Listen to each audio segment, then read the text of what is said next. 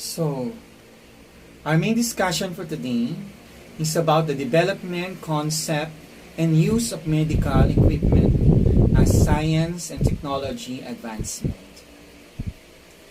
In the history of physics, by periods that in from experimental physicists in 1550 to 1800 to classical physics in 1800s to 1900s to modern physics in 1900s to date. There were several experiments, studies, and discoveries made by the brilliant men and women that evolved that generated very important results and considerably impact for the benefits of the human race. Most notable experiments and discoveries were achieved in the field of mechanics, sounds, electricity, light, mechanics or magnetism, and heat.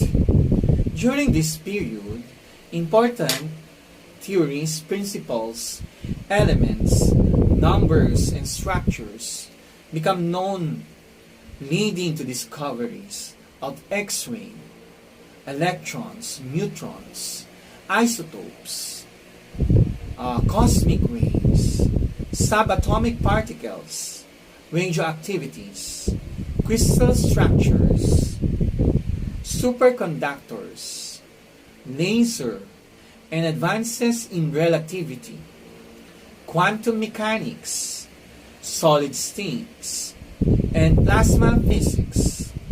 From all of these scientific discoveries and technological milestones, medical and healthcare were greatly enhanced due to the development of equipment, processes, and techniques in medical diagnosis and analysis, leading to more effective treatment and ultimately the improvement and prolonging of the human life. So very important. So that is the importance of science and technology during the era. And as you can see, there are many different things that has been discovered during that centuries. Imagine, we have the subatomic particles, the elements. Okay? Before the 19th century, medical technology was a small specialized world. Doctors in 1800s were solely dependent on their own thinking and knowledge, and that any instrument they possesses would have been of their own design and fabricated by the local blacksmiths. So meaning they only have what they have. But of course, they don't share it to others except for the neighboring places. Okay? So there is no fabrication during the time. Or there's a fabrication, but the fabrication is very minimal. Okay? In the 20th century, experiments rapid and revolutionary changes in the world of technology. There was the introduction of anesthesia, bacteriology, biochemistry, and radiology. Physicians during this period began utilizing laboratory facilities and radiation section. Cutting-edge development and innovations were recorded in laboratory medicine and biomedical engineering. So, during 20th century, there are lots of development. Okay? There are lots of machinery that's arrived. Okay? Human health needs were addressed through continued interest and in research in medical technology, self-awareness as a consequence of improved education and organized health strategies have been driven people to a more proactive and preventive stance with regards to the health and sanitation. Emphases were directed at the educational campaign to recognize health-related risks, focusing on diet and lifestyles. So they also focus on diet during the time and lifestyle. Disease prevention, early diagnosis and treatment, thus ensuring a healthy population as well as increasing survival rate for the people suffering from dreaded disease. So during the time, there are lots of improvement. Then of course, there are lots of people who were healed. So there is a minimal death during that time. So they use acupuncture. So in medicine, they also use acupuncture. Okay, this is an ancient therapeutic technique developed by Chinese. Okay, so the Chinese developed the acupuncture. Okay, they believe that life force is essential for good health and that life energy flows through the body along pathways called meridians. So the meridians is very important in acupuncture. Okay, because that is where the flow of energy goes. No? Disrupted body function or disease is the result of interrupted flow, meaning not the flow of energy is not good. So you have to do the acupuncture. Okay, the needle restores the flow to resolve health wellness. Okay, so dinudurog nung yung namumuo. Okay, so the procedure is that needles with length of 0.5 to 5 inches. So 0.5 ang mga ganyan yan. Tapos merong 5 inches. Just laki. Okay, so pero I haven't tried it yet, no? The acupuncture. Ay, nakakatakot yung 5 inches. So, placed in a specific area. Oh, so, every needle have a specific area, no? Hindi lahat itutusok mo. For example, sa mukha mo, 5 inches. Di ba? Sama. Okay? So, we don't use the 5 inches in every parts. There is a certain parts na dapat mo paglagyan nun, no? Specific parts of the body to release a number of conditions ranging from back pain to toothache and headache. So, pag masakit ang ngipin mo, tusok ka lang. Tapos na. Okay? Alternative method of acupuncture includes the use of pressure or heat in place of needles. So, minsan nilalagyan nila ng heat para mas maluto siguro yung nasa loob ng mga bara-bara. Western medicine has begun to appreciate the benefits derived from acupuncture as an alternative treatment. It is believed that a form of anesthesia may be introduced by the stimulation of sensory nerves, which would then induce the pituitary gland and the hypothalamus to release the endorphin, the body's natural painkiller. It could work well for the patient, especially if accompanied with a strong sense of belief. So, the acupuncture will be effective if you have the belief to be healed by the acupuncture. If not, you will not be healed.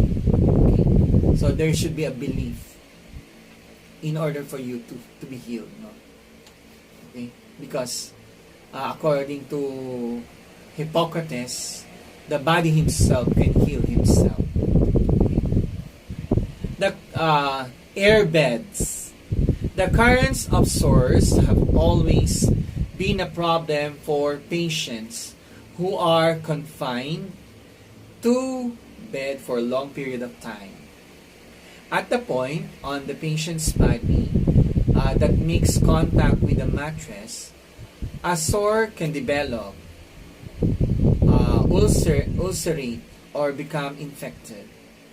It is inevitable that this would make the condition of the patient worse and slow down the recovery from first hospitalization. As there is a second treatment needed, the patient must be regularly moved to a different position to alleviate the risk of pressure sore. Ibig sabihin, mag-stack up yan mga body parts nyo kapag hindi kayo nag-move. So, kapag ka mayroong problema yung katawan nyo, hindi gumagalaw, kailangan pagalawin nyo yan lahat. Okay? Or else, mag-stack up yan, magbablock yung mga nerves niya, hindi nagagalaw, mamamatay yung nerves. Mawawala na yung nerves. So, the tendency, hindi na talaga totally gagalaw ang body parts. So, the procedure for the airbeds is that the idea of an airbed is to reduce the need for turning, as this is done to some degree automatically.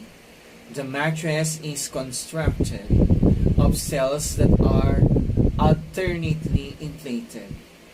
This is done by a compressor with two outputs that alternate between each other. The compressor can sense a leak in the mattress and sound an alarm. Okay? So, iba tong mattress na to, no? Iba tong airbed na to. Hindi to yung ordinary airbed. Okay? So, there is a quickly release cardiopulmonary resurrection, resuscitation. Resurrection. So, plug to deflate the mattress in case of emergency, where the patient needs to be resuscitated. Okay? So, yun yung kagandahan ng airbed na to. So, itong airbed na to, nag-a-alarm. Hindi katulad ng airbed na hinihigaan natin sa kama natin. So, ibang klase for medicine itong airbed na to. Ambulatory. So, the third one is the ambulatory. The history of the ambulatory was done by Norman Holzer and Associated Development Machine in the midst of 1950. So, he recorded electrocardiograph, okay, signs from leads to the chest, and recorded them onto magnetic tape for later analysis. Now, the Holzer recorder is quite common, and many people with suspected heart problem are instructed to wear one for 24 hours. Okay? Ito yung may nagtitik-tik-tik ganun. Tik, tik, tik, tik, tik, tik. Tik. Ganun. So, the procedure is ambulatory ECG recorder is the size of a person's CD player, and it's worn as a belt or strap to the patient. It has electrodes that are attached to the chest, and this pick up the ECG signal. This is then recorded onto the cassette tape, which runs slow enough for 24 hours recording. The tape is then rapidly analyzed by a machine that stops when it is detected any abnormalities in the recording. The technician who controlled the playback machine makes note to report the position. So, i-record yan ng technician, tapos i-report yan sa cardiologist. Also, there is an ambulatory blood pressure machine. So, available that will make blood pressure recording every 5 minutes and recorded 24 hours with of data. In a similar way, the ECG recorder, this machine download the data in computer that analyze the data. So, masyado ng high-tech ngayon, no? So, pag nilagay mo na lang dyan sa mga arms mo, mare-record na every 5 minutes yung inyong pulse rate. Okay? Pagka sa ano naman, sa sorry for that. So, sa ECG naman, didikitan lang kayo dyan, tapos yun na. Okay? Anesthetic. So, in the mid-19th century, anesthetic, either chloroform and nitrous oxide, were first used in Europe and America as pain reliever.